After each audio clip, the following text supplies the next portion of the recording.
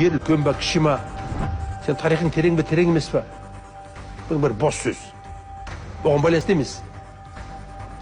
Әңгіме, сенің басың істей ме, істемей ма? Сен технология жасай аласың ба, жасай алмайсың ба? Бар болса кәлі көрсет. Өкінішке орай, Қазақстанда үлкен заводтар болған, өнеркәсіп болған, біз тәуелсіздік алдық деді де, тәуелсіздік көкесі осы деді де, бәрін құрттық.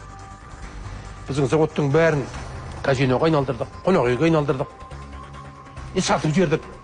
АДК дейтін құрылыс комбинаты бар мына жерде. Білесің бе? Алматының жартысын сол АДК салған. Біздің мақта мата комбинаты болған. Дүниежүзінің 26 еліне сол матасын жібереді екен.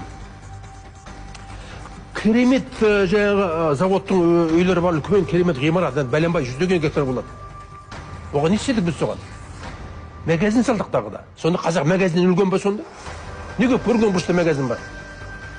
Сонда қазақ жерді маңын алып, сатып магазинге бір, сол құрту басқыш деген емес. Сонда бізге жаңа қоғам құру үшін не керек? Академик мүдірмей жауап береді. Сөз бен істің ұйқасы, әділеттілік пен жаңа ұмтылыс, жаңа технологияға, білім мен ғылымға деген ұмтылыстан туса игі. Ойбай рухани байлығымыз құрып бара жатыр. Ойбай біздің тіліміз құрып бара жатыр дейміз.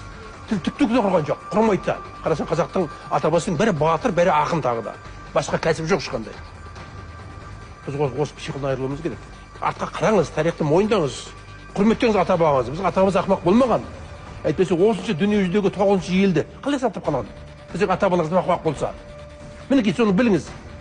Бірақ біліңіз, арман қарай жүріңіз. Сіз алға қарай жүру үшін артқа қарап жүре алмайсыз ғой. Сен алдыға қараңыз, ертеңге қараңыз. Болатын нәрсені айтыңыз.